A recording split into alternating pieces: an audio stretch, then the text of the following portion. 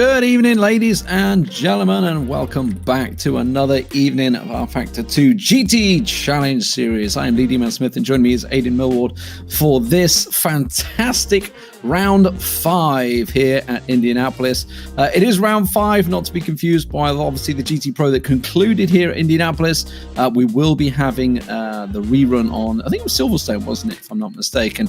Aidan, you're joining us today after getting all 3 Zansho drivers on the podium in the previous race that you missed. I'll get to you in a second. We've got 15-minute sprint race, of course, and 45-minute main race. And, it's cloudy. Let's see whether we get any rain here at Indianapolis. Yeah, the Zansho 1, 2, 3 last time out was great to watch. Watched every minute of it. Cam filling in for me while I was recovering from an illness that's pretty common at the minute, but still, Indianapolis, one of the Triple Crown races of motorsport in the world, with Monaco and Le Mans, probably one of the most famous venues in the world, along with places like Wembley Stadium, the Budokan in Tokyo, Madison Square Garden, and it's just one of those places that just you could fit the population of a small city, or like a medium-sized city, into this place at the end of May every year. It's absolutely thrilling venue, a place I want to visit on my bucket list. But there we go, there's the results so far of the season. Matt Richards taking 2 feature race wins in a row for Zansho Simsport, and you've also got Marcell Csinsik, Kiri Toman, and Presley Martino and Luis Philippe Capamajan also picking up wins. So it's very tight, very competitive, and checking the scores on the doors prior to this event, Matt Richards and Marcell Csinsik, Kiri Toman separated by the slimmest of margins, so all to play for going into the 2 races here tonight and then the season finale at Silverstone. So it's not over yet. Great racing, as we've had all season in both GT Pro and GT Challenge. So I really can't wait to get going here tonight. The biggest challenge is, can anybody challenge or stop Marcell Csinsik in qualifying, because that's where he seems to be setting his time. So as you see, obviously had some cracking results in the sprint races, winning at Spa and Nürburgring sprint races, and coming second at Sebring, just behind his teammate Kiri Toman. So fantastic work in the start. So he really is the qualification master, if it were. But it's been Matt Richards that's won the last 2 main races back to back at the Nürburgring and Sebring, which has put him right back in contention. As you can see there, it does seem that he needs to really step up that sprint race action, or maybe it's just a tactic to get the pole position or thereabouts around that 10th place, because of course we will have the switch once again, the reverse grid from 1st to 10th will switch over after the sprint down to the main. As you can see, there is quite a few new faces that have been appearing throughout the season here at the GT Challenge Series. Obviously, they are being promoted from Series 2 up to Series 1 when there is a driver missing. In Series 1, a Series 2 driver will come up, and then obviously it will pull everybody up throughout the series which is why we're starting to see a couple of new faces. Obviously, Remco Major's been performing very well. Didn't have the greatest of races at Sebring. Unfortunately, did get wiped out in that one. But as you can see, Nick Jacobs now also coming up, another driver that's sort of stepping in up further down in the Series 2. So it's really great to see these new faces starting to appear, because obviously, we all started the GT Pro off with the tried and tested, and this is really where, let's face it, sim racing has grown. Sim racing has grown massively in just the last year. So it's fair to say we're going to see some of these drivers coming through. A couple of time penalties coming through. These were from both race 1 and race 2. So obviously they've been served. Obviously Diogo Silva had a couple of issues, it's safe to say, at Sebring, wiping out people in both races. Kiri Toman actually, failing to slow down and wiping out poor old Kurtzen there. And that really caused quite a bit of chaos, if I'm not mistaken there. Also, Presley Martino was leading the race. And then, it all kind of went unraveled for him, unfortunately. And further down the field he went, and as you can see, in the end, had to defend position way down the field there. But Aidan, it's great to see, obviously, a lot of new faces starting to creep into the sim race, and I love to see new people sort of stepping it up, especially maybe someone that's maybe picked up sim racing in the last year or 2. Yeah, Renko Major's been around for a long time. He's been racing in things like Formula Sim Racing. He's been racing GT3 Endurance, the Virtual Endurance Championship for various different teams, and he's come into GT Pro, sorry, not GT Pro, GT Challenge, wrong series, and immediately been competitive. So it's great to see some of these new drivers hitting the ground running. But just going back a tiny bit prior to those to the penalties, you can see that the top 6 covered by just 16 points. There's like 4 drivers on 15 points. So any of the top 6, like we saw in GT Pro, could still win the championship.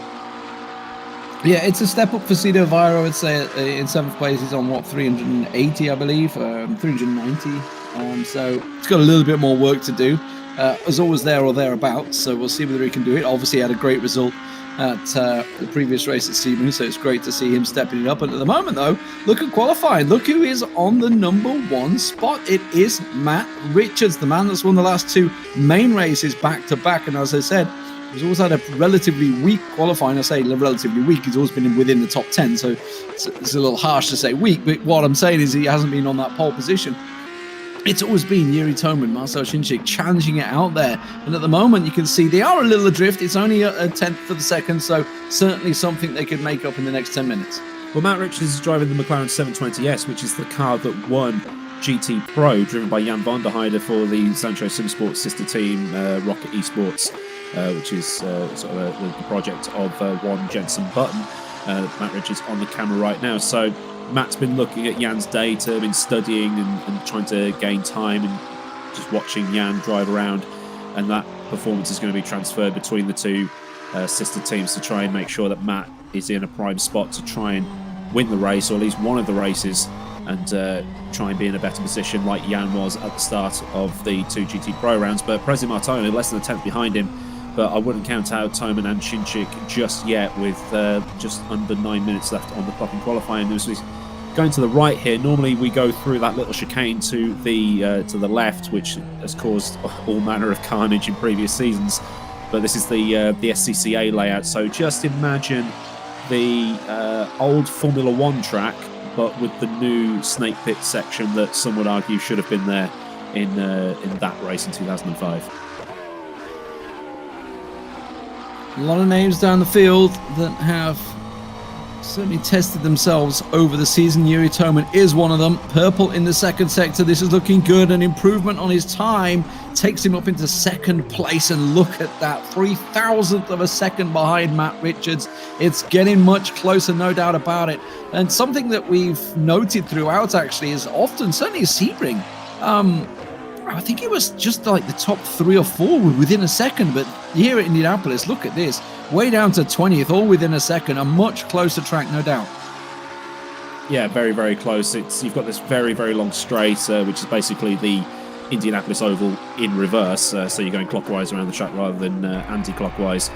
So you set up for very long straights, and you set up for the middle section, and they kind of cancel each other out. So you've got cars that are very good in the straight line, cars that are very good in the corners, and it's like a lot of the series so far we've seen very, very close. Kiri Toman to within a 10th of Matt Richards. Actually, Matt Richards has actually increased his gap at the front, but Adrianza into 3rd, Martone into 4th. They're doing very, very well in those 2 Bentleys, the big boy Bentleys that we've seen filling mirrors and basically eclipsing the smaller cars like the Porsche and the Ferrari and other things like that. Sido down in 8th, Danny Kish in 6th, and who else is around that we should expect to try and pull out some more time? Martin Dillon, maybe. David Rocek could probably start knocking on the door of the top 10 very, very soon, with about 6 minutes remaining. Is that? My Discord stream's a little bit compressed, so oh, there we go. Yeah, it's cleared up now. 6 minutes and 48 seconds. So yeah, Nick Jacobs in the top 10 as well. That's a great qualifying session from him. David Yunt, you'd expect to be a little bit further up, as with Roman Jakubovic. Paul August Lana there in the top 15. That's a good one for him. Carlos Fernandez as well. But yeah, Dylan Rocek, probably expect them to be a tiny bit higher, but maybe the track's just not suiting them today. Yeah, it's definitely down to tracks. Obviously, sometimes some drivers, everybody has their own favourite track, right? You know, everybody has a track where they perform brilliantly. Everybody just can't quite collect it together, and sometimes that may well be the way. Certainly, some of the drivers, as you mentioned, like Martin Durlan, who was running very well at Sebring, actually in the lead at one point. And obviously Rocek certainly putting some challenges in there, Mikel alongside him. And I'm seeing Kurjan down in 17th, Prodan down in 16th, Dries down in 18th. Dries was running in, I think, second place, if I'm not mistaken, for a large portion of Sebring. So alongside the likes of Toman and Csinsik. But Christian Mikel looking to improve his time here, down currently in 11th, has got certainly a faster first sector as he rides those curbs a little heavy. Almost lost it there, got a little squirrely, but still improving his time, only ever so slightly though, and then just hard on it as he comes out onto this big corner, and then quick, hard on the brakes, swing it round. And then he's just going to run this tight section as before he in the third sector as he tries to swing it out and then get hard on the gas in a second onto the straight, flat out as fast as you can. And generally we're seeing them running close to the wall as well, as much as you can get. It does improve his time, goes up into 10th place, so into that top 10, which could be important obviously in the sprint race. We know how the switch will work, the reverse grid that will kick in. So definitely an important position to hold. Prezi Martona looking to improve his time, remains still in 4th place. Impressive for him. Those two big orange cars of Martona and Ardians are causing so many problems at Sebring.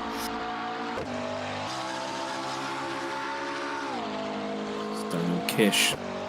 He's currently in 7th as David Rocek enters the top 10, and then immediately Kish responds.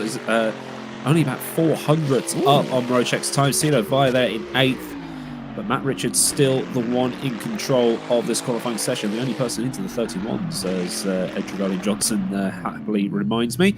As Nick Jacobs was... Yeah, he was up on the middle sector. He must have fluffed the last sector or something like that. But one thing to point out is that turn just before they get to that snake pit section, I know people are probably going to mention track limits and things like that because because of other motorsports and things like that. But the in-game cut detection basically registers the curb as part of the track. So as long as they've got like most of the car to the right, the left of that curb, they should be fine. So you can actually take quite a lot of speed through there. So this is Michael Marquardt. This is a new name in the Ferrari. Being in the Split 1 of GT Challenge, hasn't got a special livery, so he's probably one of these guys that has started and managed to get through. So a brand new name for us, and there's that cutting of that corner that I mentioned just earlier. He's in 29th position right now, but he's on a personal best. He's half a second off Richards in Sector 1, 7/10 off in Sector 2, so probably lost a little bit of time there. Hammer that curb on the inside, you can get a little bit of air if you hit it wrong. And then this corner sort of like a mini Brooklands with a late apex on that inside left, and then get the power down, and then it's briefly onto the banking of the oval turn 1, and then up towards the start finish line across the yard of bricks. So he's actually not gone better than his personal best. And Andy Kurtzen currently in 26th, slower middle sector off his personal best. Can he pull some time back in the last sector? He has. He's still 23rd. Kurtzen actually put him in a very good drive at Sebring. He was running well for a certain time here. Ardianza, a man that led for a while, certainly at Sebring, went a little wrong. Yeah, purple in the middle sector and yellow in the first though, so sort of balancing out for one another. But as you see, he's 0.1 off. Let's see if he can get any more out the last sector. No, I think he lifted just before the bricks. His time, yeah. I think he must have realised he screwed up. There's a lot of people hitting purple in that second sector, so clearly there's time to be found. Yeah, Capamajan in the Audi. A sort of out of favour car, especially in the feature races because of the way they burn their rear tyres up. But let's see what he does. He goes into 11th. So just 2 minutes remaining here. Remember, obviously, you can conclude their time. This is a good time from Martin Durlan. Purple in the first sector. Only just, but it's enough to certainly put him up out of that 10th position that he's currently sitting in. Looking to improve his time and see how he can ride this through. Hitting it. Oh, and that's the cutting you were talking about. Actually, yellow in second. And it's legal, yeah. You can cut just about enough there. It's the only section that's allowed. Two wheels on the curb, you should be okay. into the final sector. So he's gone fastest of all. He's slower than his personal best in the middle sector. A little bit of Tokyo drift through the sort of second to last corner, we can call that, and then out onto the banking once more. Driving in the middle of the track, doesn't hug the wall like others have been, and he's abandoning the lap. David Mrocek now. Pinned it. This is David good. Mrocek, personal best sector 1, it's fastest overall sector 2. What's he going to do as he comes across the line? He's going to pull one out of the bag. He's into 6th. Ooh, sending Daniel Kish down into 7th. I was talking about Kurjan. He's actually up into 8th as well. Christian Mikel in 9th. So we're starting to see some times coming through here. Anybody else able to improve? Diego Silva, certainly a man of penalties at Sebring. Let's see what he can bring to the table. Certainly a fantastic driver. Currently sitting way down in 14th. This is a position you don't expect him to be in. There we go, up into 8th. That's a much nicer lap now with just 18 seconds to go in qualifying. We're starting to see the times tumble very close. You can see just 0.3 between first down to 10th position. You love to see it. And now seeing Daniel Ersling for the first time here. See whether he can improve his time. Currently way down in 30th. I don't know if he's actually posted a time yet, or this is his first run, whether he's maybe just made it into qualifying, but he's going to get himself a time. We'll see how good it is. This is another new name. Driving the, I think it's the SMP GT3 Cup. What I love about these GT3s is people say, oh, they're the too easy to drive and things like that, but when you get a bunch of highly talented drivers, look how close it is. And Daniel Ersling coming up to the line to set a time of 1:32.8. It's going to have him right at the back of the grid. Kiri Toman, fastest of all in the middle sector, personal best in sector 1. What's that going to do? And he's hit the brakes. Interesting. Okay, Csinsik, let's see if he can improve. Must have been down. Yeah, let's improve on his time. No, still 5th. Wow, yeah, okay. Good at the end. Matt Richards, fastest sector 1, fastest sector 2. This could put a bit of gappage between him and Martono, who's in 2nd place right now. So coming up to the snake pit, hard on the brakes, close to the wall to maximise the turn in. Don't hit the curb too hard, that can unsettle the car. Then into Mini Brooklands. Kisses the curb nicely. Now you've got to get the power down, maximise the acceleration up the straight towards the finish line. Is he going to go to the outside, or is he going to hug the wall? He's going to take the normal racing line up to the yard of bricks. And it's slower, so it's 1:30.8 for Matt Richards. Sido, can he get into the top 10? He's faster on his personal best in the middle sector. No, it's 11th for him, so that's qualifying over. And then we get into the 15-minute sprint race, I should say. So, interesting qualifications, certainly shaking things up here at Indianapolis. Definitely adjustments with Marcell Csinsik down in just 5th place. We've seen him on pole a number of times. In fact, the Varga Sim Racing have been locking out that front row, but they don't even touch it this time around. As you can see, obviously, we do have qualifications, as we were talking about, after Season 3 and before Season 4. There will be the GT Challenge split with the GT Pro. That will be 1st to 5th, and of course the bottom 5 from the GT Pro fighting it out in the relegation. They're going to switch over.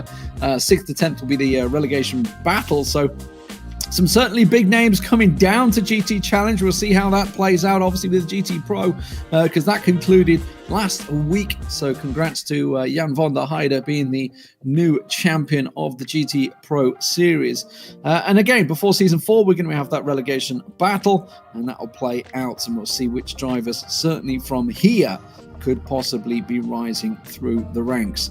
Also, further down the field, don't forget, obviously, it's not all about just the GT Pro, because everyone that's taking part in the GT Challenge got a chance of promotion up the ladders, and that's where you get your chance to get into the big bucks. I think it was, what was it, 40,000, 30,000 for GT Pro this season? Yeah, it's gone up quite a lot, so everybody gets paid every single race, so you even just turning up and completing the race, yeah, you're about, I think it was about 30 or 40 euros up just for turning up. So it's getting bigger, it's getting better. Hopefully next season we'll have even more prizes, even more prize money, and much hotter competition. Yes, so fantastic racing certainly should be had. Keep your eyes on that. Of course, that'll be coming in down the line. But don't forget, we have another race in the GT Challenge as well. But obviously, we've got today's race in Indianapolis, but we also have Silverstone to conclude. That will be in I think it's 2 weeks' time, if I'm not mistaken. I'm not too sure on the exact date. I'll double check that before you'll know before we finish anyway. So drivers go out, checking out in the warm-up, of course, checking out. They're now fully fueled up out of that qualification setup and into a full fuel setup. But when I say full fuel, it's a 15-minute sprint race, so it's not a full fuel like they're going to have in the 45. So everybody just getting used to it. That's something I'm not used to. You know, even strangely, as an Englishman, I've lived in Germany for that long. I get a little confused when the driving wheel is now on the right. I've been here. I've fully accustomed now. You mean the correct side? I would say the correct side, but I got so used to it being now on the left that I get confused by the right. Yeah, it's hard when you're driving around somewhere like Bathurst and you want to be in a left-hand drive car because it's an anti-clockwise circuit and most of the corners are left-handers, but and then you get into a right-hand drive car and you like, here we go, is that better for you? Now on the I feel left-hand side. This is natural. That's quite worrying as an Englishman, you know, in Brexit times, that I fully adjusted to the German way. But yeah, it can be a shock to the system. I know people out there who do drive predominantly left-hand drive cars that can't drive, say, British touring cars or something like that, or the Bentley, because the steering wheel's on the wrong side and they're turning into a corner and hitting the wall because they're not used to the position of the thing. But here's Christian Mikel in the warm-up. They're just trying to get used to the weight of the car. Obviously, more fuel, going to be a bit more sluggish. It's like carrying ballast around. So they just need to get used to it, and hopefully we won't see any calamities into turn one. Interested to see whether we do get any rain later. It is cloudy, but it's looking. Yeah, we don't know if there is going to be any rain coming. I don't think I get told these things because I'll blab, but Jimmy hasn't mentioned anything. He about never rain. lets us in. No. We thought we'd get rain in GT Pro, and it never turned up. It actually started brightening up towards the end. It looks a bit brighter here. It's well, it could cloud over in between the warm up and the actual race. So anything could happen, and I do hope because we haven't seen any wet running in GT Challenge this season. No, we got done. Rain is the great equaliser. Silverstone, right? And we skipped it. It didn't happen. So the rain was there, and we got done. Didn't we have rain in Spa? I feel like we had rain in Spa in the first. No, that was a night race. That one. Ah, yes, that was it.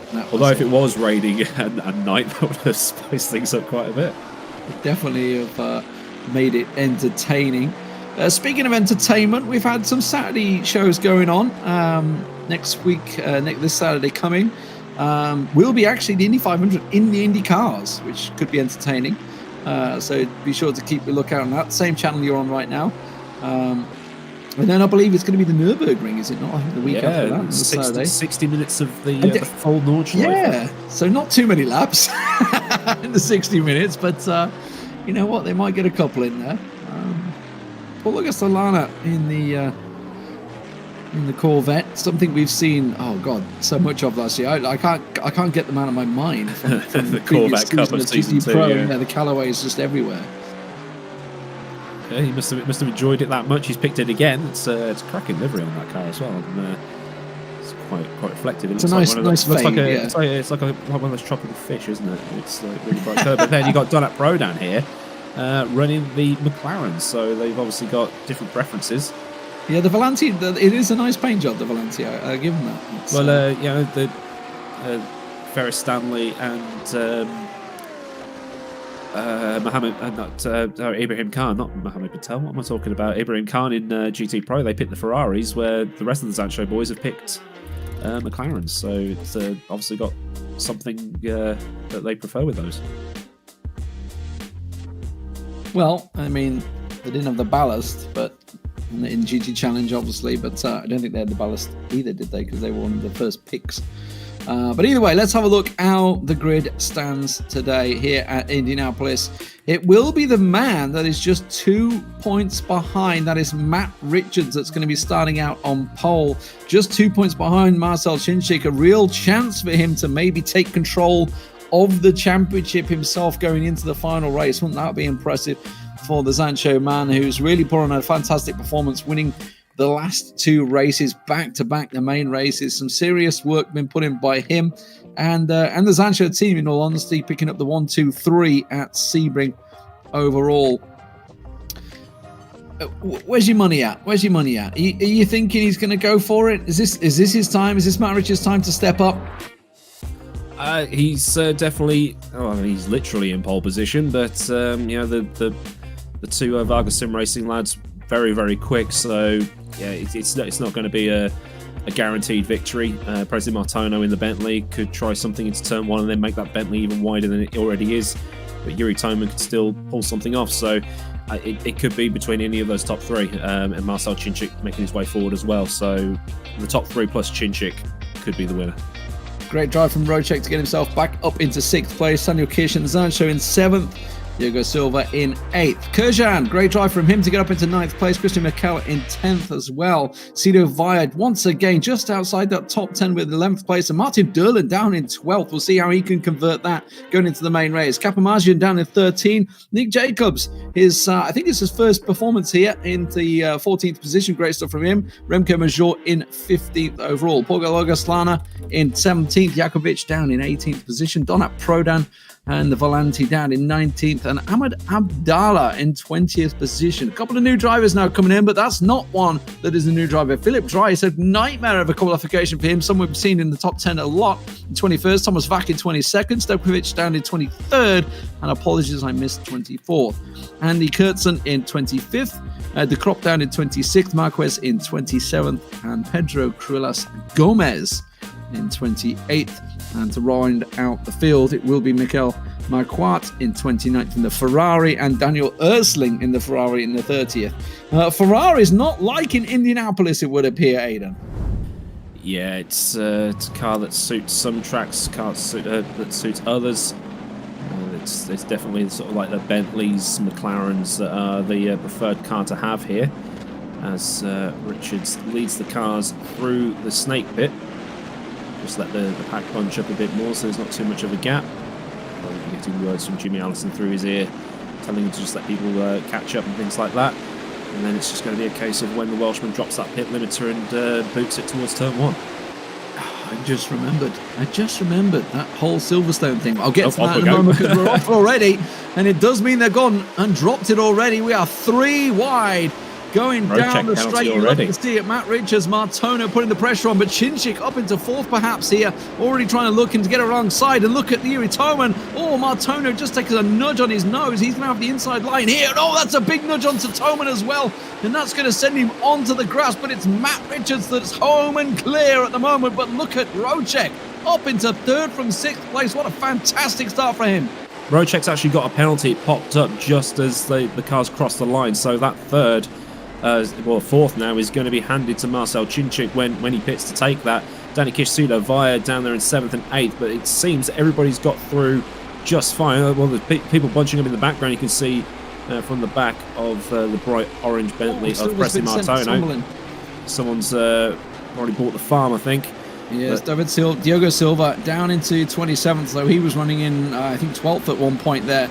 Further down the field, you can see this is Philip Dries, so he's made up time here. He's got Martin Durland, who's lost a position or two with Jacobs and Remco Major and Kirchen, all making places up, working well for them. Kiri Toman also lost a lot of time. I think he got clattered by Martono there, falling down into 6th place. He was running in 3rd at the start. He's now behind his teammate Marcell Csinsik here. Jakovic right up on the back of Donat Prodan there. You can see as Carlos Fernandez also cutting in between. But Matt Richards is home and clear right now with a 1 second gap already and climbing. Yeah, Richards is, it was a slow start from Richards. Almost lost a couple of positions going into turn 1, but managed to cover off Martono. I think he may have given him a little bit of a love tap in there. We'll probably see a replay of it very, very soon. I'm sure Ruben is queuing up replays galore for us with the Ruben slow-mo trademark, and Rocek not taking that penalty right at the start, so he's probably going to leave it right until the last second to try and minimise any losses. Yeah, you can see the 2 Varga Sim Racing drivers, Csinsik, current championship leader, and Kiri Toman, who's sitting in 3rd place in the championship, with Matt Richards currently in 2nd, looking to gain his places here. Toman definitely going to be a little put out by moving down the field, and You're going to be too happy about being behind his teammate, if I'm all honest.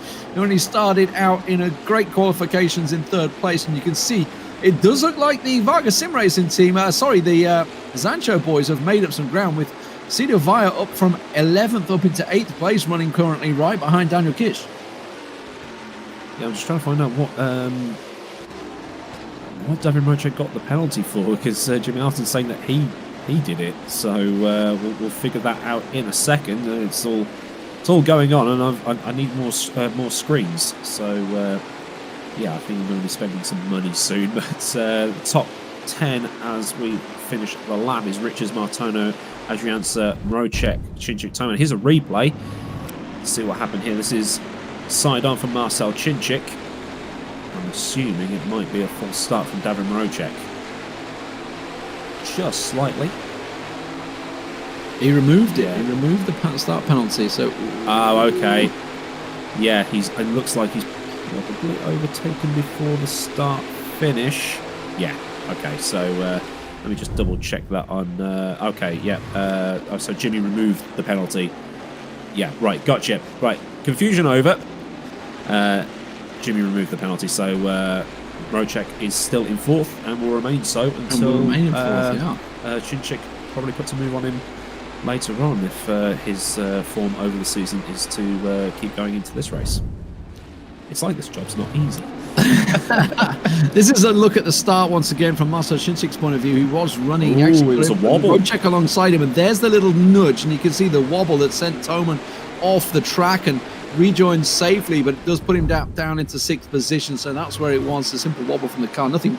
Don't think really anything Martono could do about that. So Csinsik the gainer, Toman the loser in that situation. But yeah, Martono had a little bit of a wiggle. It looked like contact from where we were. Well, I say where we were sitting, from where we were watching on the camera, as we see the onboard of Kiri Toman following his teammate down the long back stretch, or front stretch, I should say, the pit straight. Trying to get some slipstream off his teammate, maybe try and gain a position, but he's not anywhere near close enough. So Kiri Toman's going to have it all to do to try and minimise the gains that Matt Richards is undoubtedly going to get after this race, if it stays as it is. Yeah, he's off. He's away. 1.4 second lead over Martono. Martono himself a 2-second gap to Ardiansi. So great stuff from those drivers. Ardiansi looks like he's going to be the man that backs it up. Now, last time out at Sebring, Ardiansi was in a similar situation when he was leading the race. Started to make a few errors further in. Now, of course, that was the main race, and it did take about 20-25 minutes. The focus started to slip. Obviously, here in the sprint race, it is only a 15-minute race, so I've got to assume it will stay. And we'll see whether he can handle the pressure, because if I'm not mistaken, it may actually be Mrocek that was putting the pressure on him before. Certainly Martin Durland or Mrocek, one of the two, were up there challenging out for the front positions in that main race. But the stands, you can see the two McLarens of Varga Sim Racing down in 5th and 6th. They will not be happy with this position. Of course, you know, it still puts them in the running in the main race in a great position, but certainly not where they plan to be today. Yeah, just as a reminder, the top 10 at the end of this race will reverse. So as it stands, Csinsik will start 5th, Toman will start 4th. So it could help them in that second race. You know, the reverse grids spice things up. You know, the people who have been fastest have to try and claw their way through. So you find out who the fastest drivers are, and. That was a nice move. I mean, that was that team orders. Do we feel what's going on there? Did Toman and Csinsik have a little conversation and say, you know what, I'm going to come through, I've got a good chance? Because Toman just blasted past him. And the replay of Csinsik. You see the inputs on there. That little yeah. He's lifted. Yeah. Okay. Well, Cinsik's obviously thinking, you know what, Yuri, off you go. You've got a chance. Let's see what you can do. Might as well let the faster driver go after it. I don't think it was a proper Valtteri it's James moment, but yeah, if he can try and move his way up, why not? So Nick Jacobs for Scuderia Leone, being chased by Martin Dillon for John Lacey Esports. So we've got a bit of Bentley on Bentley action here. Yeah, and there's more Bentleys just ahead of them as well. This is just bias from Ruben now. This is putting me on the Remco Major has made his way up to 11th. great for him. He was quite far back. He started down like near 20th. So no, he was not. He was like 12th. Yeah, was he? Okay. No. Kurjan was like 11th. They've all just gained a position because Diogo Silva went down. So whatever happened to Diogo Silva at the start, obviously that's where they've all gained. But yeah, Kurjan under serious pressure here, and obviously we're talking about 10th. 7 minutes to go. This is potentially the pole position in the main race. So this is what the race is for, and Remco Majul wants a part of this, but Kurjan has certainly gained a lot of experience over the time that he's been here. This is a bit of a send, no doubt about it. Remco just making sure he brute forces his way through there, getting the old elbows out, sharpening him up, and through he goes. Yeah, left the room so that young Kurjan could come back across and didn't clatter the quarter panel and potentially spin Major off. So Martin Deerland fighting with Nick Jacobs even more as they come through like the twisty section that ends sector 1. A bit of drifting and bumping and barging, but Martin Deerland will have the inside for the next corner onto the back stretch here. So that's a position for Martin Deerland. So he could potentially maybe. I don't think he'll probably make the top 10 at the end of this, but Remco Major in pole position as it stands for the feature race. Yeah, we'll see whether Major or Kurjan continue to battle one another. It might certainly bring him into it. Rocek lost a position here, hasn't he?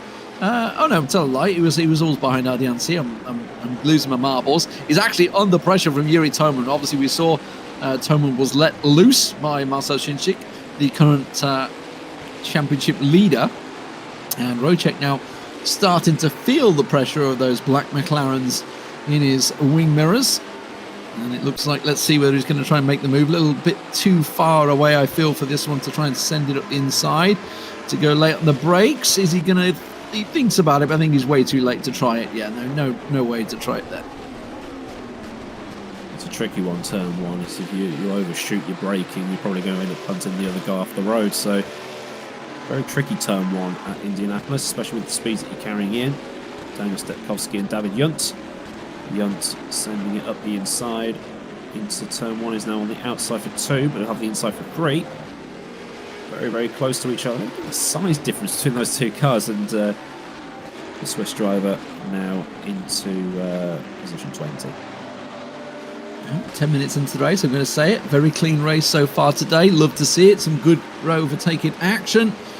And really not too much elbows out so far, which is what I love to see. Great racing from these guys. Look at Kiri Toman putting some serious pressure now down onto David Rocek.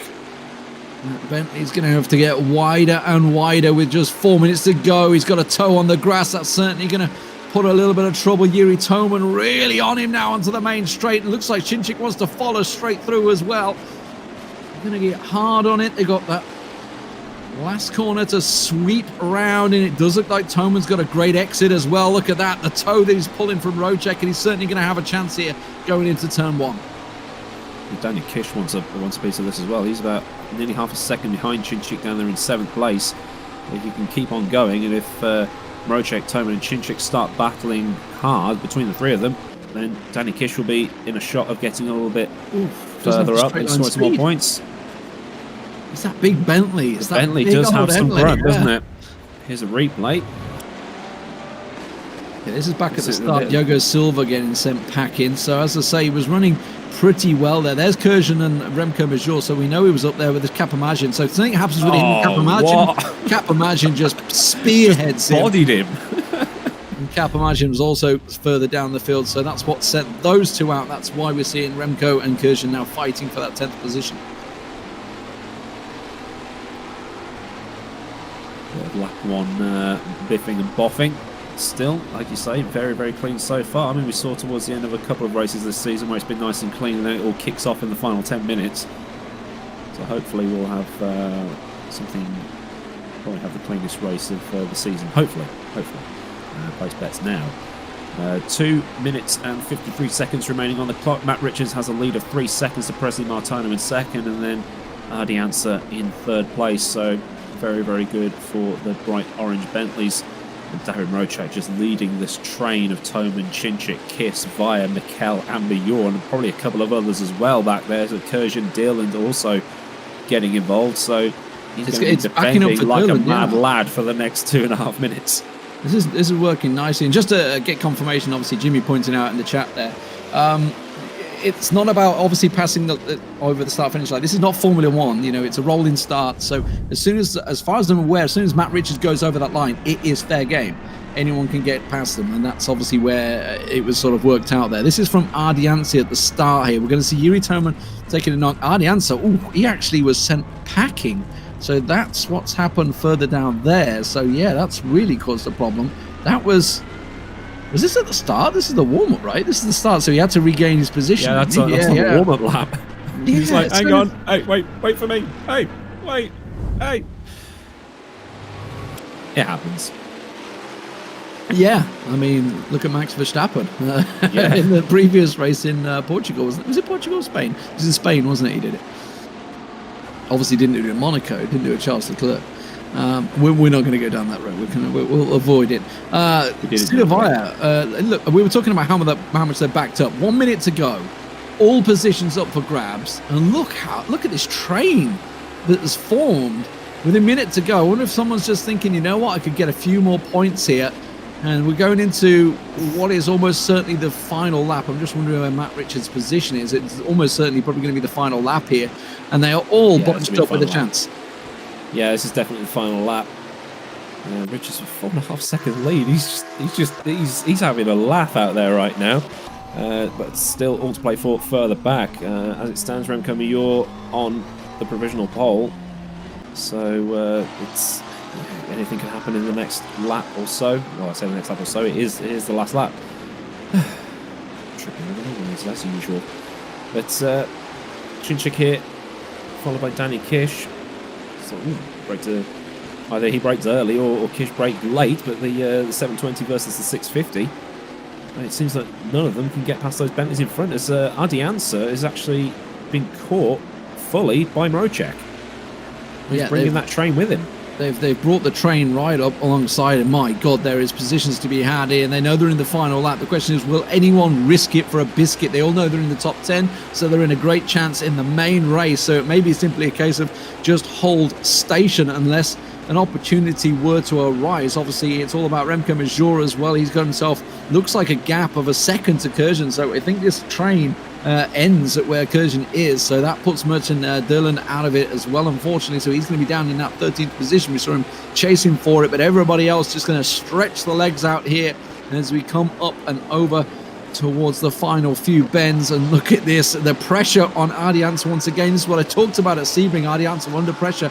Let's see if he can hold it. Matt Richards, though, goes over the line and takes his, I believe, first sprint race of the season. Won the back-to-back main races as well. Fantastic stuff for him, as Martono and Ardianza do follow through, along with Rocek in 4th, Toman in 5th, Csinsik in 6th, Daniel Kish and Sido Weijer of Zansho in 7th and 8th, Christian Mikel over in 9th, and Remco Major will be your pole sitter for the main race, coming in 10th.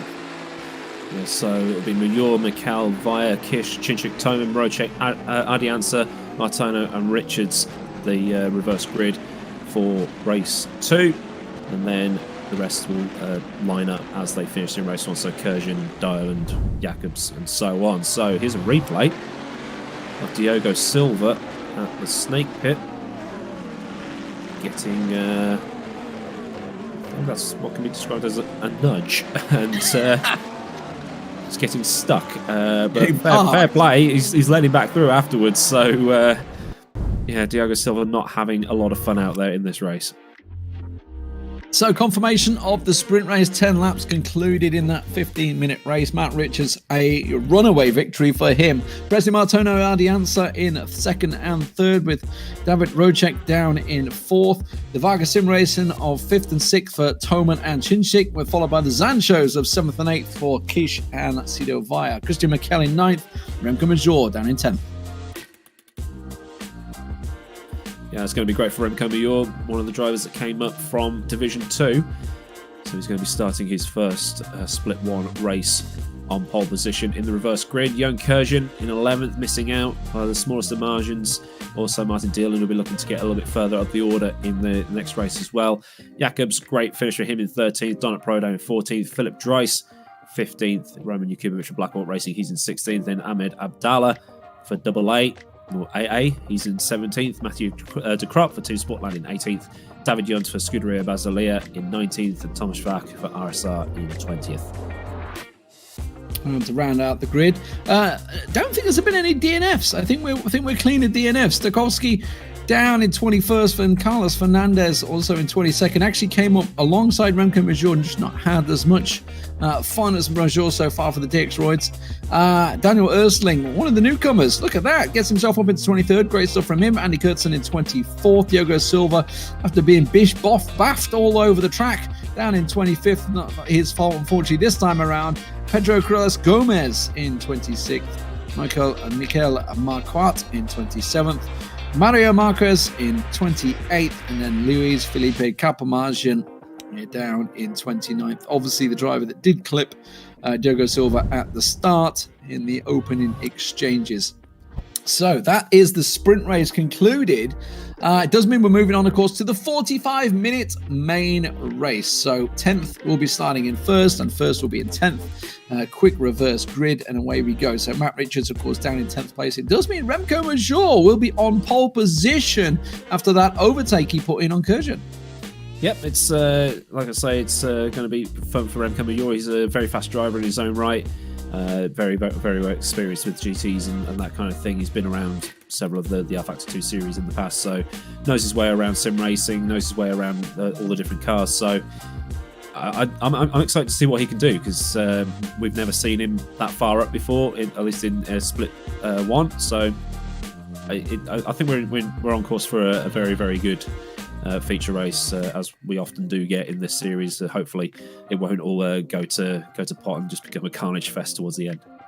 Something we should keep our eye on here, especially with you in here, Aidan, is the Zansho boys, Sido, Weijer and Daniel Kirsch. Were down in, were they 6th and 7th and 8th? Yeah, somewhere around there. So they're going to be up the front this time around with obviously Matt Richards on the charge. Certainly another chance, another potential for a couple of podiums.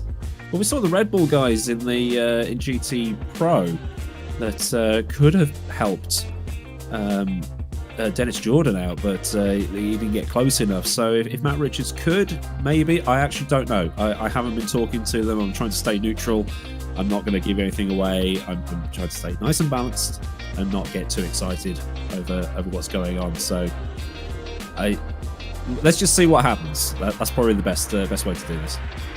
Absolutely. Great to see some faces in there, Yuri Kastorp, cheering on the JMX boys, the big orange cars of Martono and Ardianci that came out in 2nd and 3rd. They're going to be starting out in both 8th and 9th. A different turnaround from them. Obviously, they started out in 1st and 2nd in the main race at Sebring, which is where the real pressure came into Ardianci. This time around, he did handle it a lot better in the sprint race, but you did notice they actually started to back up behind him. Ardianci was the start of the train. Can he put the times in? He clearly had it, because he had a great qualification. I think he was he second on the grid in qualification? I think he was. So certainly, obviously got it. He was the one that obviously skidded a little bit and collected Kiri Toman at the start there. So clearly got it. As we see the cars coming out for warm-up, they're obviously fully fueled up now for the 45-minute race. Yeah, so the cars are going to be heavier, they're going to be a bit slower, and we've seen cars dropping off towards the end of some of these races. It's a Bentley on pole. Can Remco Major, how long can Remco Major keep his tyres going? I mean, he was sort of quick towards the end. So it's, we've got a different driver up the front, but in a car that we know doesn't particularly last long on those tyres. And then that sea of McLarens as well in the mid pack. So we just keep hyping it up. Probably in for probably the best feature race of the season. Just to break it to Papa Lenny, I see in chat they're saying it's Indy again, resident sleeper. I can tell you it's actually the first Indy 4 GT challenge. We do, of course, have it in the GT Pro last week, which is why you see it back to back. It's the same all season. It's been the same for 6 races back to back. I don't know where I can bring this new news to you, but that's how it works out. And of course, we also had the BMW M2 CS Racing Cup as well on that, which concluded also last week on Indianapolis. And Marcell Csinsik, actually one of the drivers that did so well in that alongside Kiri Toman. And of course, Erhan Yuyovski, all putting in some fantastic performances. Get themselves wins throughout the season. Currently, it is all about Matt Richards of Zansho now leading the championship after winning out in the sprint race. His first victory, if I'm not mistaken, in a sprint race as well. Currently, his best finish has been third place, which was at Sebring in the sprint race, which he actually managed to convert from 8th place up into first. So great driving from him. We know he can do it. 45 minutes at Indianapolis is going to be a big ask for him, though. I do feel there's possibly more overtaking opportunities at Sebring than Indianapolis. Yeah, Sebring has that super heavy braking zone into the hairpin, but still, Indianapolis still has turn 1, and it's got the heavy braking zone at the end of the backstretch. So there's probably more. I'd say there's one more overtaking spot here really than there is at Sebring. But we saw people try moves into Sunset Bend, which is the final corner at Sebring. So people will find ways through if the opportunity presents itself. It's pretty good. It wasn't just Sunset. It was what? It was like turn 1, 2, 3, 4, 5, 6, and then they get to the hairpin. So they were side by side for large portions of it. There was some actually incredible racing at Sebring. I think, honestly, it does deliver sometimes, that track. It's great to see. Not the shortened version. I want to get that across, that we've had in relegation a couple of times now. That short version is horrendous with the cutoff, that little cutoff section. You know, some tracks like Silverstone's obviously shorter track is fantastic. The cutoff at Sebring is like this tiny little dirt track road almost that cuts through. Yeah, the Sebring Club Circuit. I mean, those short circuits do provide some great racing. You only have to watch club racing in Britain and in places like Australia as well, where they run on these small tracks, but in big touring cars, almost GT cars down in Australia. So they definitely provide some great racing over short lap stints or short time limits. Speaking of time limits, we've got 45 seconds remaining in the warm-up, so they should be nice and ready. And get on for the 45 minutes of hopefully great racing. Yeah, let's see. It was a relatively clean sprint race. You love to see it. It was just a few collisions. Obviously, Capamagian and Diogo Silva in the start of the race really was the main collision. Kurjan certainly stepped up very well since coming up into the GT Challenge. Just unfortunate for him, he lost out on that 10th position to Remco Major after a great overtake. Wasn't able to pull it back together and get the position back, unfortunately, which means he will be starting down in 11th place. Marcell Csinsik, certainly the first time in 3 races. He hasn't actually come out on top in the sprint race, won back-to-back sprint races at Sebring and the Nürburgring.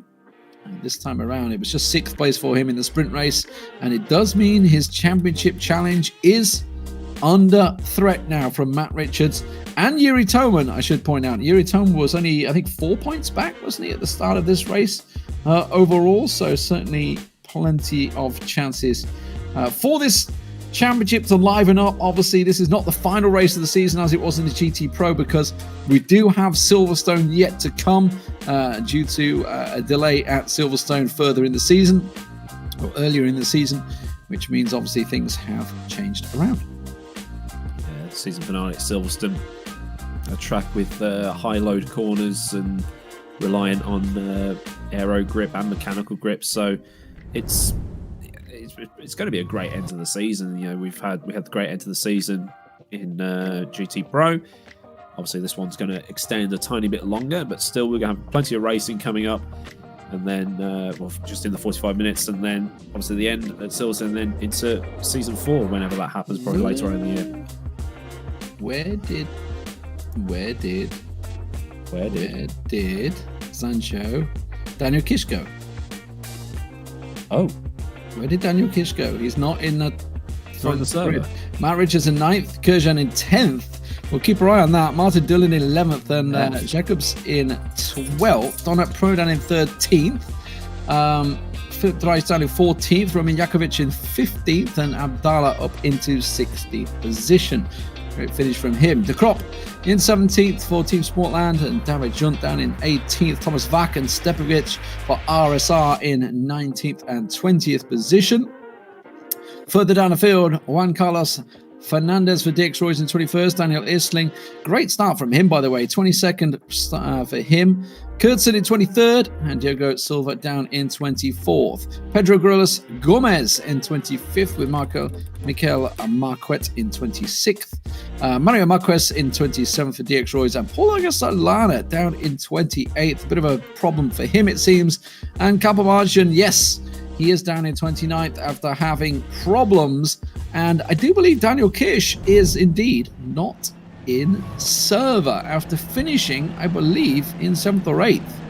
Yeah, he's having some technical issues and hasn't been able to get back into the server in time for the start of the race. So everybody that was around him, yeah, F's in chat indeed. And so it's promoting Matt Richards up. Conspiracies in chat now. And everybody's around him. Kurjan's up into 10th, so he's gained, basically everybody behind Danny Kish has gained a position, so everybody's a winner, except Danny Kish, obviously. And unlike the Formula 1, they do move up in the grid. So Remco Major is going to be starting off the race for the first time, I believe, here in the main race.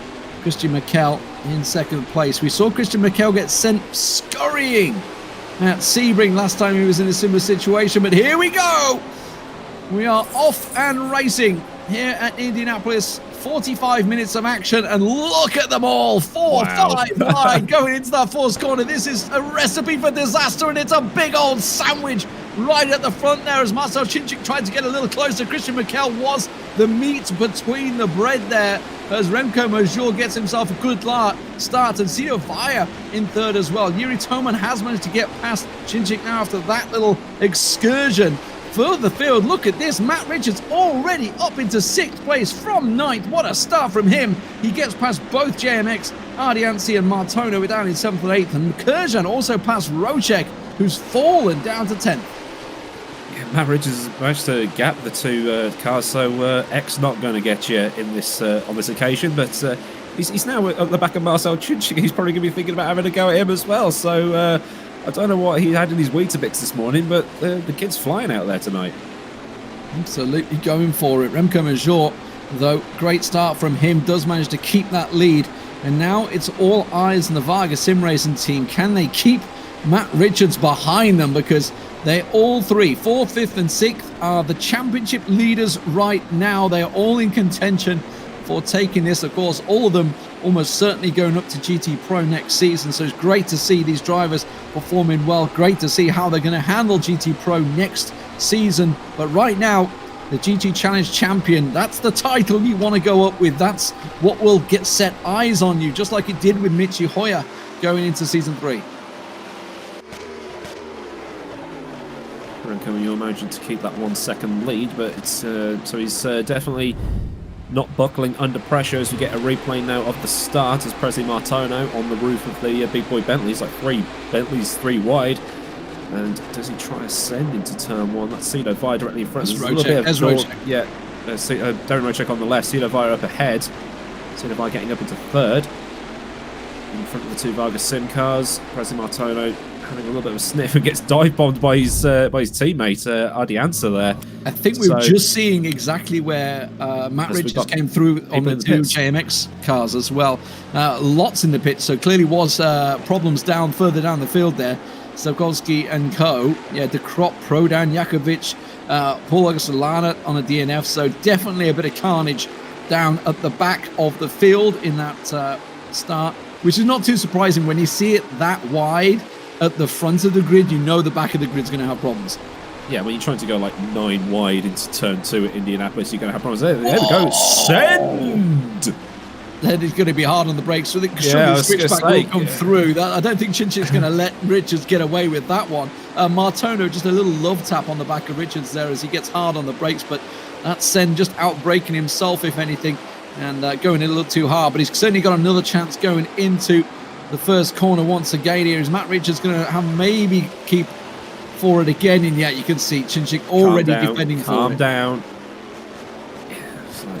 Was he looking for a job at Royal Mail with that send? Because that just came out of nowhere. Here's a replay of it as they come out they come briefly onto the oval. And then just gives it a bit set. Oh, almost wiped out the other Varga car in front of him, yeah. Yeah, that was pretty close on the brakes. I mean, it almost paid off for him, in fairness. He is really hot for it right now, trying to get past Csinsik. And don't forget, he did go, what, 4 or 5 seconds ahead in the sprint race, so certainly knows he's got the pace here, and obviously was the qualification pole sitter. So at the moment, Matt Richards is absolutely on it, and why not? You know, starting out 9th on the grid, up into 6th already, winning the sprint race, looking to confirm the championship right here. He's still got a race to go, of course, so let's not get ahead of ourselves. Section, isn't he? I mean, look at how much Csinsik is having to defend and falling behind Kiri Toman. There's a 1.5 second gap already formed because he's having to be defensive here. So clearly Richards wants to get past. You can see the JMX boys already queuing up behind him as well. Further afield, you can see Kiri Toman. He's up on the back of Sido, Weijer and Christian Marcell here, who is being left behind a little bit by Remco Major.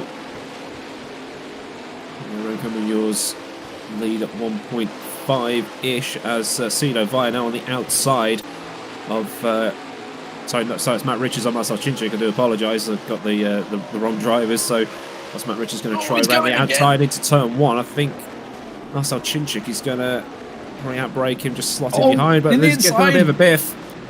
Martono trying to squeeze on through there in the Bentley, saw his opportunity, almost sent it through, and I think Matt Richards had his eyes opened a little bit there to calm it down a touch, or you actually may lose positions, let alone gain them, as he tries to go a little hot onto Csinsik there, but certainly putting the pressure on him, keeping it clean as well, you'd love to see, no doubt about that one. But Csinsik absolutely backing this up right now, and Kiri Toman is 2 seconds ahead of Csinsik now, so there really is a problem. Either Csinsik is slowing down on purpose or just not quite got the pace, whether he's picked up a bit of damage maybe at the start of the race.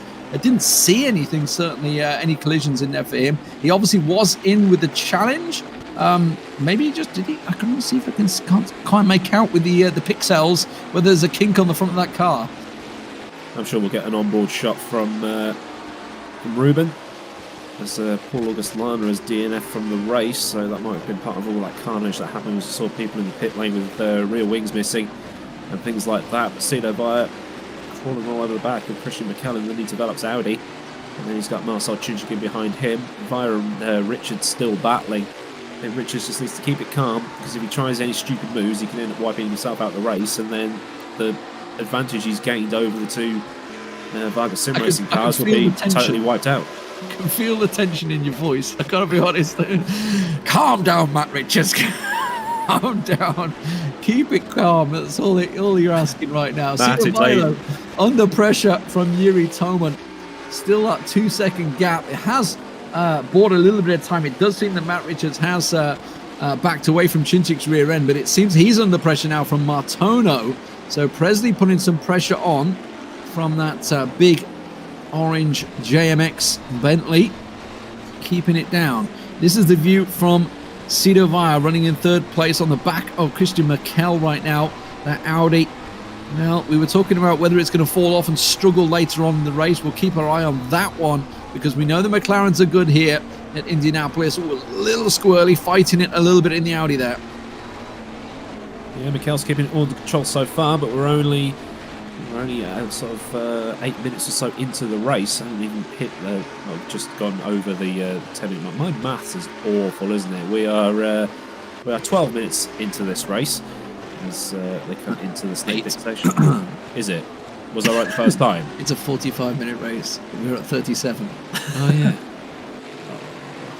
It's look, okay, we're going to put it COVID down fried my brain. Okay, he's lost some cells. I've lost 2 of the 3 brain cells I had. So yeah, I just won't do maths on commentary ever. It's always dangerous. It's always dangerous.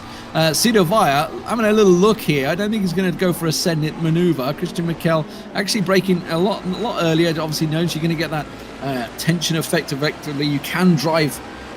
As strange as it sounds, everybody knows, the races knows all about, but you can drive slower and you brake earlier if you're behind the car, because obviously you're going to have that toe in, so obviously you need to put less pressure in. If you brake at your normal braking point, you will go into the back of them. It's as simple as that. Yeah, some people forget how brakes work into that turn one, don't they? There's the trio of cars back there fighting for second place. So Marcell, Weijer, Toman gapping Csinsik in behind, and Richard's just sitting pretty there in sixth. You're on board in the Bentley. You see the internal mirror and the little TV screen showing people behind as he gives a flick of correction through the middle sector. And then back to the battle for second place of the Audi, the McLaren, and the other McLaren, sort of the baby McLaren of the two. And then in behind that is another trio fighting. So plenty of fights going on as the tyres are still fresh. But you know, we are now 10 minutes in, and it can all change in the next 35 minutes. Running a little wide there, Sido Weijer has put Kiri Toman in a chance to pounce maybe here, as he's been struggling to get past Christian Marcell. It's brought Kiri right into this one, a little too far back this time around. Just having a little look there just to see if we can force him to go defensive. Not going to happen, so we'll continue through. But yeah, definitely a little squirrely there. Sido Weijer in the final sectors. Further down the field, Luis Felipe Capamagin started out in 29th, currently running in 17th. As we did mention, there was some accident further down the field on the first few corners at the start of the race, which is why we saw, I think, 4 or 5 cars in the pits after lap 1. So Capamagin, obviously a much stronger driver than his position currently warrants, due to the fact he had an accident with Diogo Silva in the sprint race. Oh, that's a beautiful switchback. Yeah. That was really nice. But then he's don't fight for it. Corner. They're still side by side. Onto the back stretch, the car in the background going wide. San Carlos Fernandez. And I think Capamagin might have the inside line for the heavy braking zone here. And then, I was just about to say he's going to turn into Carlos Fernandez there. Marquardt just collecting it. Or was it Marquez that he collected? I didn't see who it was. This is Capamagin at the start. This is where it all hotted up. I did just notice he had a kink in the front of his car. Oh my God, he's just got his dodgems back there. Wow, that's one way of gaining places, isn't it? It's like the parting of the Red Sea. Cars. That's Diogo Silva just ahead of him as well. So they all managed to sneak it through there. So yeah, Silva's up into 15th from 24th, I believe. Oh, hello. Speedo Weijer looking at Christian Marcell here. Then he develops Audi, covers it off quite nicely.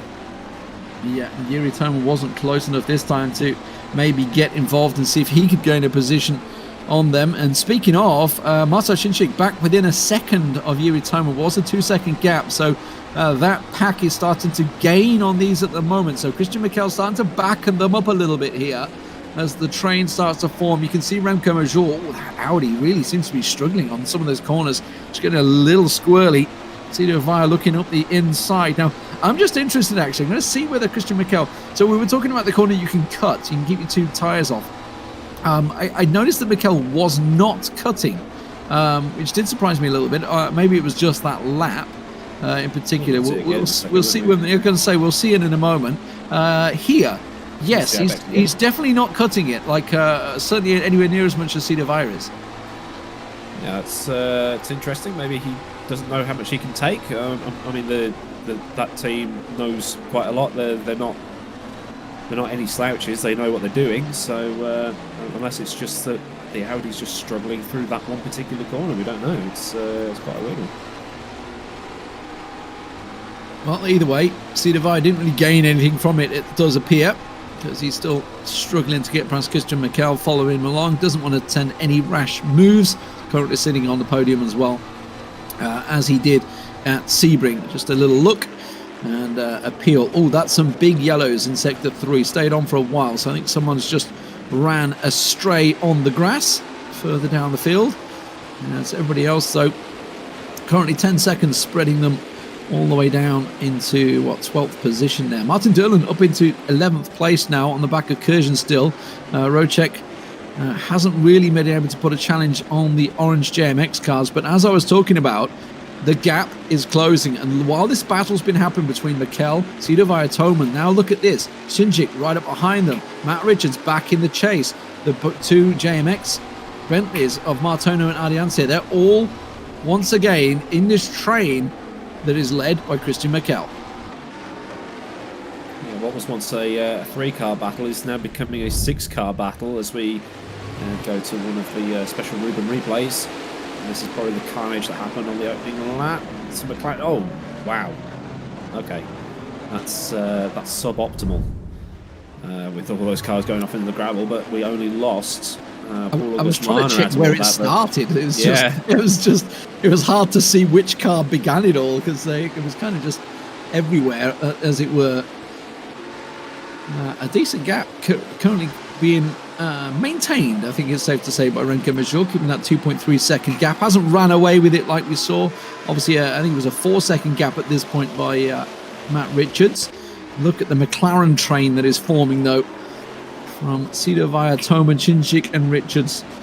The 720s and 650s all queuing up right now to pick off Christian Marcell in the Audi. I think there's probably less than a second, I think 2 seconds covering those cars, and you see the battle for the second graphic there. Is going to cut back to Philip Dries being chased by Pedro Cruelas Gomez for the Gomez outfit, so he's obviously racing for himself. Long way down, Philip Dries. Yeah, ordinarily running in the top 10 at least here, so clearly Indianapolis not a track for him. NeedRacing.com has been definitely a struggle for him, yeah, down in 21st. Didn't have a great qualification either, so sort of a position that he's just been fighting for down the field. See, and it goes back to what we were saying, you know, sometimes you just don't like those tracks. You just can't get on with it. You just can't get a feel for it. Obviously, we could almost say the same for Csinsik, obviously letting Toman pass, lifting for Toman in the sprint race, and then Toman passed him clearly quicker than Csinsik here at Indianapolis, which is something we haven't seen throughout the season. But those two big orange Bentleys of Presley Martono and Dafa Ardianza of JMX Phantom finishing out in second and third, I believe it was, in the main race. Did unfortunately Matt Richards passed them at the start, which is why we're seeing him ahead of them right now. And David Rocek down in 9th after having a bit of a nightmare at the start. I think he got sent packing a little bit there. Sido Weijer still keeping that pressure onto Christian Marcell, but Kiri Toman really wants to get past him. As at the moment, we've only seen one chance where he's had a little overtake opportunity on Sido Weijer, but didn't make it count.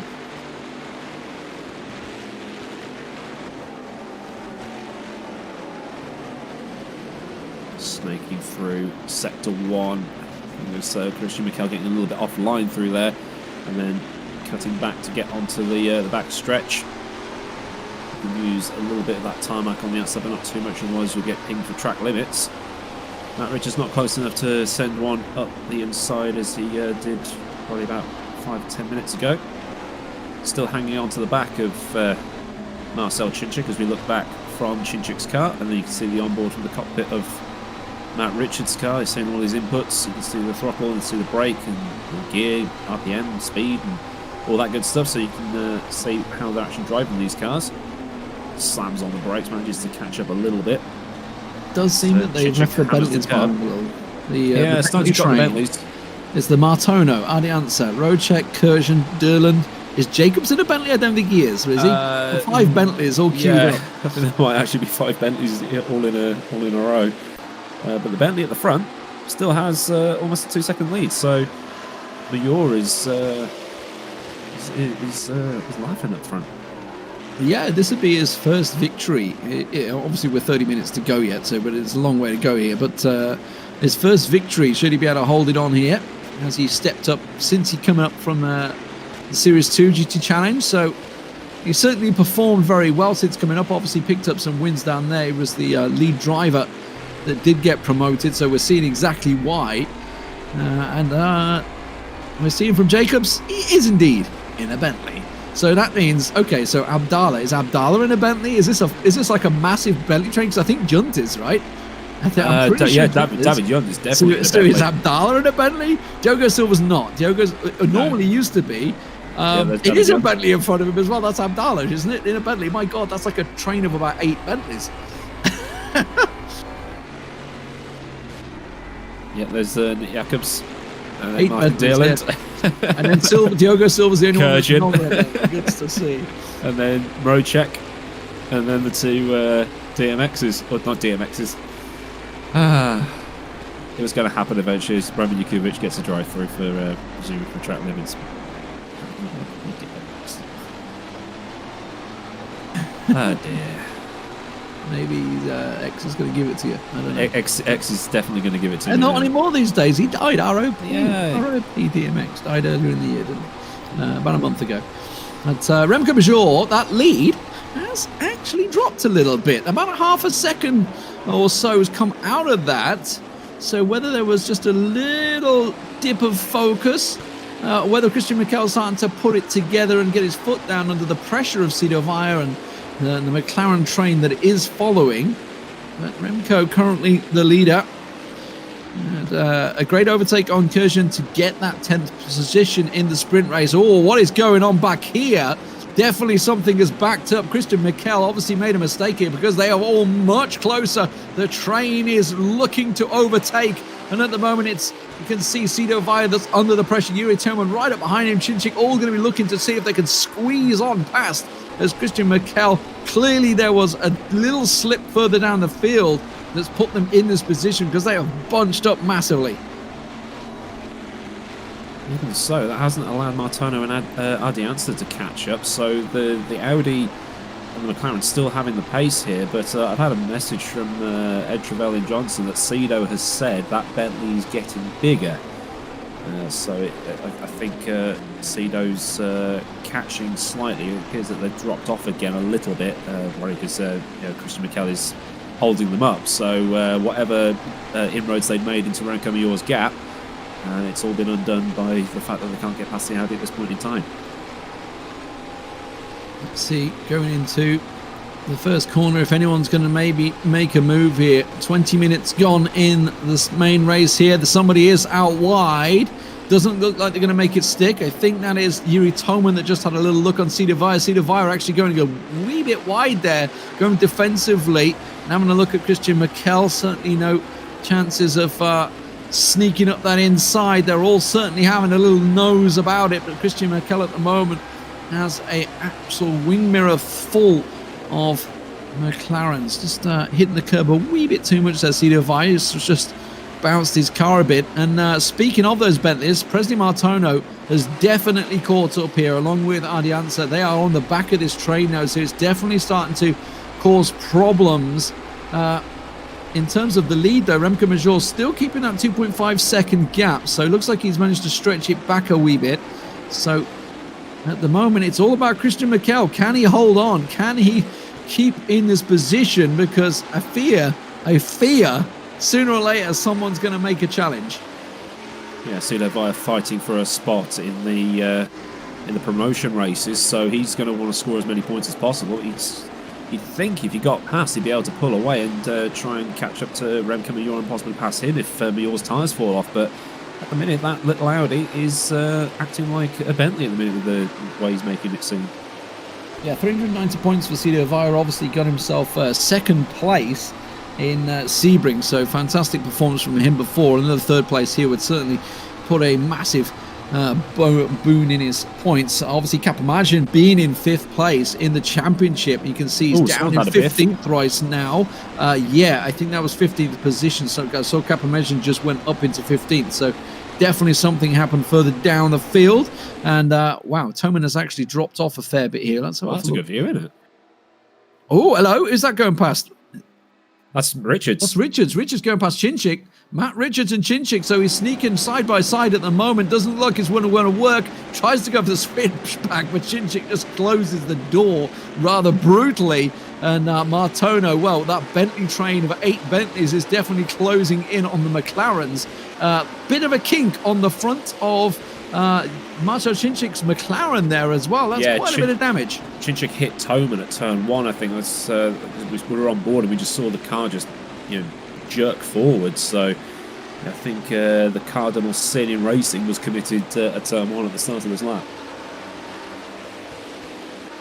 does mean that there has been a little bit of a breather for certainly Kiri Toman and co. Let's have a look at the replay. This is further. This is Csinsik. This is so he's going to go in the back of his teammate, it seems, here, as they all get hot on the brakes and maybe just a little too hot for Csinsik. Yeah, don't think Kiri's going to be too thankful for that. Nearly sending him off the track. Luckily, it wasn't as hard as it could be, and that's what's going to give, obviously, the opportunity to squeeze through the flames in the air there. Opportunity for Matt Richards, but couldn't make it stick. Yeah, with that front end damage, it might slow him down just enough for Richards to have another crack, as we see them absolutely yeet over the curb into turn one. That Audi is looking rattled with all that stuff going on behind him, but still, fair play to Christian Mikel. He's hanging on to that second place like his life depends on it. I've got to feel the longer this goes on, the more safer Remco Major's lead is looking, because Christian Mikel's certainly not putting any challenge in for that first place. If anything, he's likely to go backwards as we see Sido Weijer sniffing the back end, the bumper to bumper action here is once again. Honestly, it's hard to put across just how talented these drivers are to run as close as you can and keep as close as you can without making any mistakes. Obviously saying that, we did just see Csinsik going at the back of Toman, but without making any errors. Again, by the way, Christian Mikel not going for the cut there. I think he just doesn't know about it, or just maybe has a better line that he prefers, because it doesn't seem to cost him time. Yeah, I think with the incident at turn one, I think Csinsik was just braking super late to cover off Richards and just misjudged it ever so slightly, but Weijer is as close as he's ever been. I mean, look how close they are. I could probably get like a Rizzler in between them. They're that close, but it's with 20 minutes remaining. Can Sido Weijer, he's very close. You'd think he'd be able to try and make a move stick into turn one. He's going to have to take the outside as Christian Mikel defends, almost snapping each other's wing mirrors off. But that McLaren, look at the straight line speed it's got over that Audi. Must have had a much better exit out of the acceleration zone. Weijer's going to have to go to the outside. Looking for the switch back, but eats the curb. It doesn't. Yeah, that bounce on the curb definitely caused him problems. He's going to have to find another way past this. The braking zone at the end of the back stretch. Almost got absolutely bodied by Kiri Toman there. But it's very, very close, and they want to get past, and they want to get past soon. Yeah, it's definitely problems. Christian Mikel starting to struggle here under the pressure. Great defensive driving from him, by the way. There didn't outbrake himself or anything. Just made sure he stuck to his line, knowing damn well there was a car side by side. Those Bentleys all being pulled into it as well. Martono, Adianci, Roadcheck, Kurjan, all within second as well on the back of Matt Richards. So all very tight. Remco Major currently leading, and look how close the pack is right now as that train continues to back up there. There's Kurjan and of course Durland as well, all coming through. There's Bentleys all the way down to 11th, just 7 seconds between them at the moment. Actually 4 seconds running between second and 11th. That's quite a train. Yeah, it is indeed. It's very, very interesting to watch how close, like you say, how close they can run to each other and not spear somebody off the road. As we look at the back of the McLaren 650S, driven by Marcell Csinsik, we're on the front bumper of Matt Richards. Too far back to try and do a send into turn one here, but Sido Weijer close enough, as you can see ahead. Sido Weier's going to have to go to the outside again. Good defensive driving from Christian Mikel for Nita Velox. I'm sure Dennis Lynn's watching this and with bated breath, watching his driver against the Zansho cars. A healthy rivalry between the two teams. So if Christian Mikel can hold off Sido Weijer, that'll be bragging rights going to Nita Velox. And then through the twisty middle section, Sido Weijer, that was... he thought about it. He thought about it. Toman having a sniff, and this is just bringing more and more cars into the battle. It's buying now 3.5 seconds well, between Major and Mikel, and Mikel's just holding so many people up. I think that battle now stretches back to Dylan in 11th, and then very soon Nick Jacobs will be in on it as well. And all this for second place. Yellow's in sector 1, so one of the back markers maybe having a problem down the field. This is further down.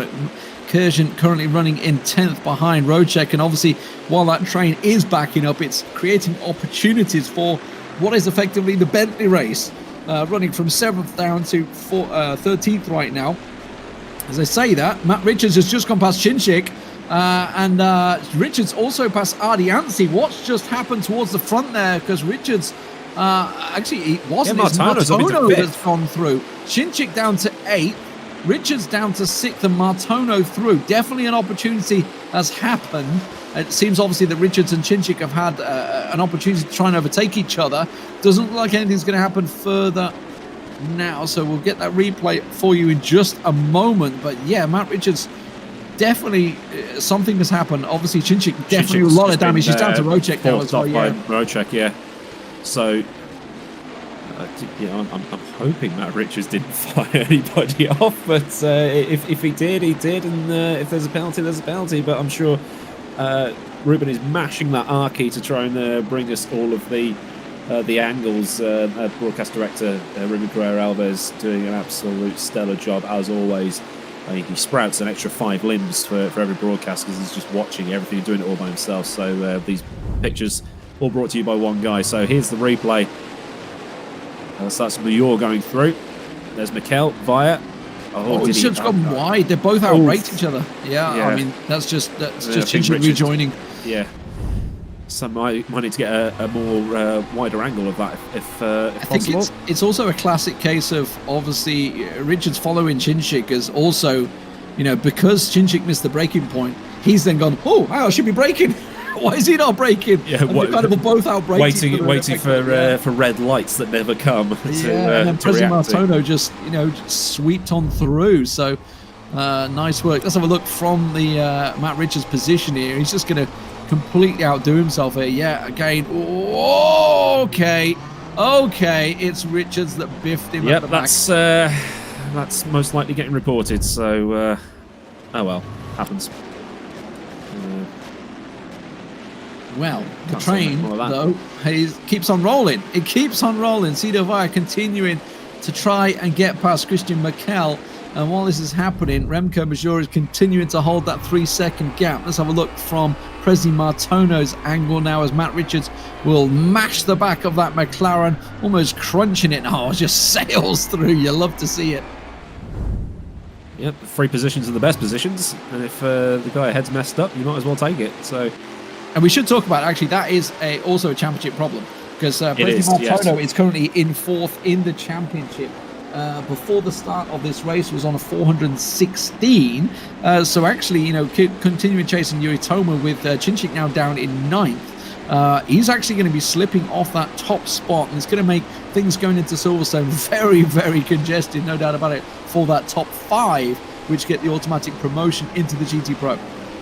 Yeah, I think Richards has just been a bit too aggressive, as he had been earlier on. It's just like, just calm down. And anyway, I've been told off for Zansho bias, so I'll just keep my mouth shut. Can we get more? Can we get more of it? Yeah, why not? I'm not too sure if it can be biased when it's actually, we're talking about the guy that's leading the championship right now, and he's once again onto the back of Christian Marcell. Here we go. That is going to be Sido Weijer. A real chance this time. It's going to be another outside opportunity, and look, keep your eye on Kiri Toman, who's looking to try and seize the moment. Behind him, it doesn't look like it's going to happen. He's going to go for the switchback. Kiri Toman, just having a little peek up that inside, but unable to make it work once again, and trying to keep it as clean as they can. But now with 13 minutes remaining, they are falling away. Remco Major 3.5 seconds ahead of them right now, and Kiri Toman's chomping at the bit to get past here on Sido Weijer. That might be the chance. The door is open. He's up the inside, but it doesn't have the drive. Couldn't get the power down, and it's brought Prezi Martono to have a sniff on the back of that Varga Sim Racing McLaren. Christian Marcell has put in one hell of a shift to keep this many cars behind him, so it's... What a drive. Just going to the inside to cover it off every single time into turn 1, as we see Darren Rocek now. So this is going to bring Derlin into this, I believe, because Derlin's up into 8th right now. You can see the John Alesi esports behind. Dear. So Rocek gets spins off by Csinsik, and that is going to bring, obviously, Derlin up there. Stuart's will probably have a look at that one afterwards. So he's actually, Derlin's got past. You're going to be angry, aren't you? So... Derlin's got past Jacobs and Kurjan because he was running behind Jacobs, I believe, or it's certainly near to. So that's great work from him. Obviously getting up into 8th place. Martin Derlin, who was leading for a time at Sebring as well. But oh, hello, Marcell's going defensive this time. Yeah. It looks like Sido wasn't going to go for it though. A little too far away, having to be defensive himself to Kiri Toman.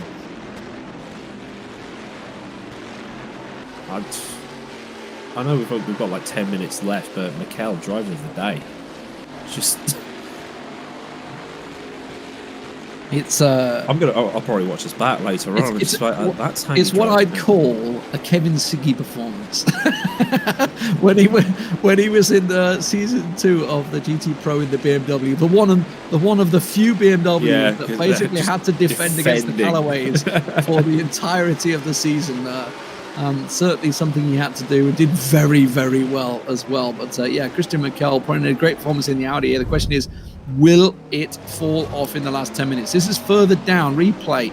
Love to see it. Sido Weijer. Oh, just clipped the wall. Oh, and so did Adiansi there as well. It's like at Monaco, we just see him brush the... Someone out. Rip that camera. Ruben, you spoil us. I don't know who that was actually. I was like, was it? It was Jacobs, I think. Was it just going in on full oppo? Why not? I think Ruben told him. It's like, you're going to be on camera, make it look good. Say no more. Here's your moment. Yeah.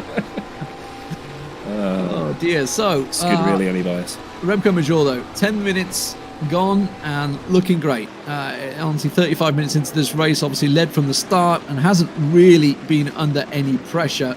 With Christian Marcell in the Audi, just keeping this train at bay. Sido Weijer being unable to take any opportunity to get past, and that's holding up Kiri Toman as well. Remco Major, a little bit of camera time. Why not for Undercover Sim Racing? He's a man that came up from the GT Challenge Series and got promoted after the first 2 races and had a great performance down. He was actually leading in the Series 2. Series 2, is that the best? Is that the right word for it? The second division is probably another word for it in the GT Challenge. Got himself promoted up here, and this, if he can hold on, it's definitely going to be cloudy, by the way. We were talking about how cloudy it was. Definitely getting darker. If he can hold on, it will be his first victory here in the main race. Yeah, I think the only other driver to win get promoted and then win was Mike Epps at Imola last season.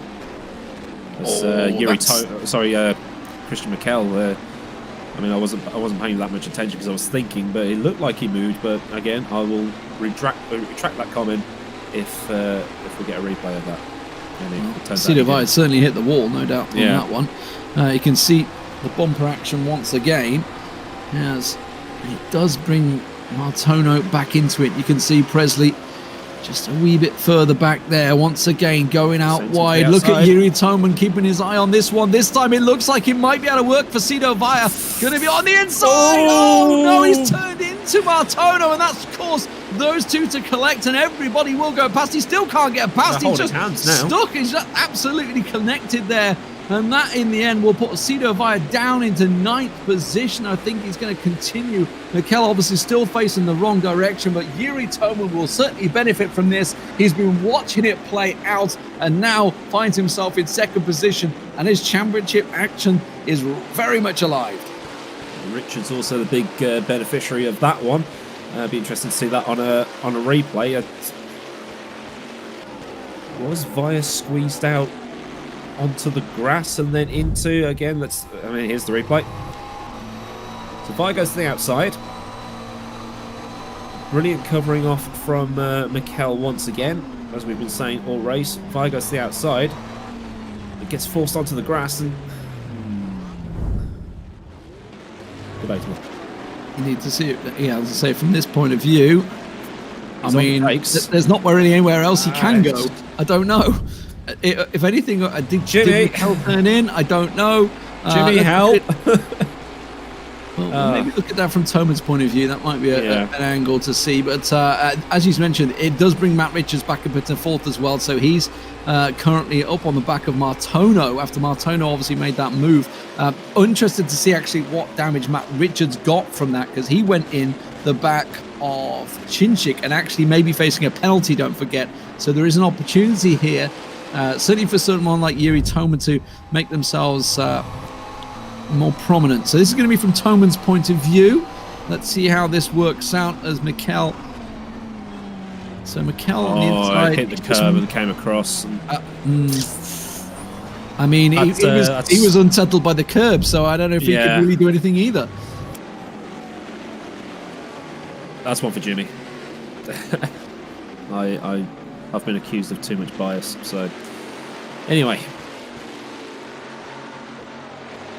Kersham's in 7th.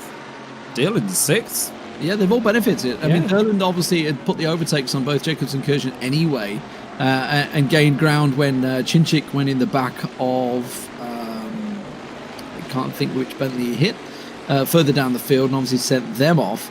Rocek, wasn't it? It was Rocek, I think, which is why Rocek's running currently in 13th. Silva and Capomaggi down in 14th and 15th at the moment, both carrying damage from earlier on. Remco Major, though, 4-second lead for him with just under 6 minutes to go here. And that great race in the end for the likes of Kiri Toman, who's just sat so patiently on the back of Sido Weijer throughout this race. And now we're seeing Csinsik actually on the back of Weijer. Let's have a look at another angle perhaps here. I mean, I don't know how much grass we could see him taking there. I really don't know. I think that's a Jimmy one. So I've just been in the little commentators chat that we have where we send each other messages, and Jimmy's just like, nah. So I think Jimmy's going to have fun with that one. Yeah, that's definitely an interesting moment, but especially with Sido Weijer currently in 7th position and Christian Marcell in 8th in the championship, both are 319, 389 points before the start of Indianapolis. So obviously, you know, both wrestling, especially with Rocek further down to get into that top 5. It's definitely a penalty that could hurt. It's absolutely hurt both of their races here. Nobody's coming out on top in that one, no doubt about it. Matt Richards having a little look there on Martona, but further down the field, Philip Dries under pressure. By the way, Philip Dries, we were talking about him earlier, did have a collision, I was told, earlier on. I think I saw Thomas in chat mentioning that, which is why he is running currently down here in 22nd. Yeah, not been a good evening for Philip Dries, but still bagging points. Should have enough to stay up, but we'll probably get the championship standings right at the end. Matt Richards there in 4th, chasing Preston Martono, probably going for that podium, just in case he does get a penalty. I mean, that McLaren has been absolutely shredded as he goes to the outside. Matt Richards, the hopefully winner. have a better time of it than Sido did. There's contacts. Be careful. You can't wrestle a Bentley. It's too big. It's too big. And look at Martin Dillon. Martin Dillon wants it. Martin Dillon coming straight through around the outside. Is he going to have enough there? Presley Martono muscled out. Matt Richards fighting for that 3rd position that he thought it was his. But now Martin Dillon wants a big old piece of it. And he is a driver that will not back out. He will make it his own. Fantastic work from Martin Dillon there, moving up from 5th to 3rd.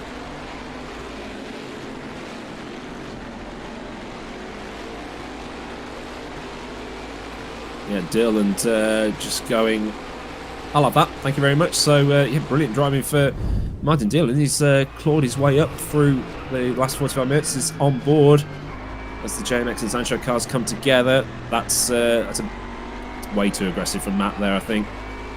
But, Martin Dillon goes to the outside for into 3 and 4. So Matt's going to have to just tone it down a little bit. He's got a couple more laps, but he doesn't want to do anything stupid. He's already potentially looking at a penalty. He doesn't want any more. So he's just got to keep it calm. Martin Dillon. We need the calm meme. Yeah, 9th in the championship overall, Martin Dillon. So big chance for him to gain ground. 388 points after obviously ruling out Sebring. He was running so well.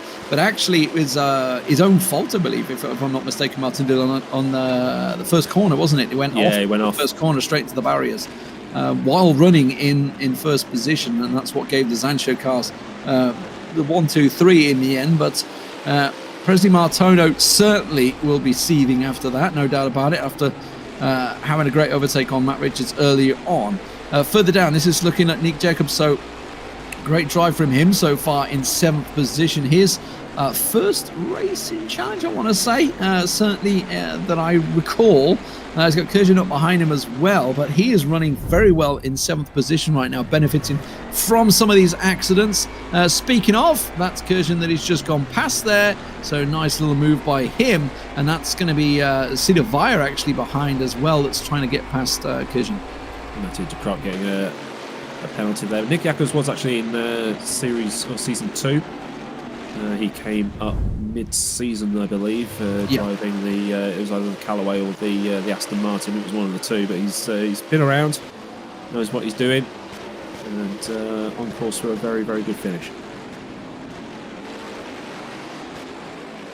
So Martin Durland, fantastic drive from him, coming up from, I want to say, 13th or 14th position at the start of this main race. Has got himself up into 3rd place. You know, you were talking about driver of the day from Christian Marcell, but wow, a definite chance for driver of the day from Martin Durland here, who's put in some fantastic overtakes and benefited, honestly, from a number of collisions. Obviously, we saw Csinsik collecting earlier. He managed to get past on that one, and then obviously we just saw Matt Richards and Martono connecting, so he once again benefits from that. So certainly knows to read the position of the cars and knows exactly what's going to happen, and squeezes on through, and of course keeping that Bentley in check. But let's not forget about Remco Major with just 15 seconds to go here, led from the start on pole position. The man has put in a stint. Has actually lost quite a lot of time to Kiri Toman, by the way, as he's been taking over back markers. He did have I think a 4 or 5 second lead at one point. That's down to 2.2 seconds after Toman finally got past Marcell and Sido Weijer. So certainly would have been under pressure had the race gone longer. But this now being the final lap for Remco Major, will pick up his first ever victory here in the GT Challenge Series. In the main division, of course, had picked up victories in the 2nd division, which is what put him here in the 1st place. Matt Richards looking to have a challenge on Martin Durland, seeing if he can make it work out this time around in the final few corners. But it will be Remco Major that's going to go over the line to take victory here. Fantastic drive from the Dutchman, picking up his first ever main race victory. Kiri Toman in 2nd place. That's going to put him on the top, I believe, of the championship pile. Martin Durland, what a drive from him in 3rd place overall. Matt Richards down in 4th, Martono in 5th, Ardiansi in 6th, Jacobs in 7th. Oh, hello, stock car further down the field. Bumper cars more like, as David Junt manages to brute force his way past Carlos Fernandez there. But Kurjan in 8th overall. Sido Weijer in 9th, Marcell Csinsik in the end down in 10th place. Christian Marcell, after being pirouetted down in 11th, and David Rocek, well, he never really came from it. Oh, a little bit of afters, I feel there. That's naughty. Don't think they're happy with one another. Going to grab a replay of David Young getting absolutely sent. The other Bentley here. And that's probably where all that aggro started, so there may be some words about that for a little bit of argy-bargy afterwards. But Remco Major, dominant, lights the flag victory, probably emulating Max Verstappen, the other fellow Dutchman.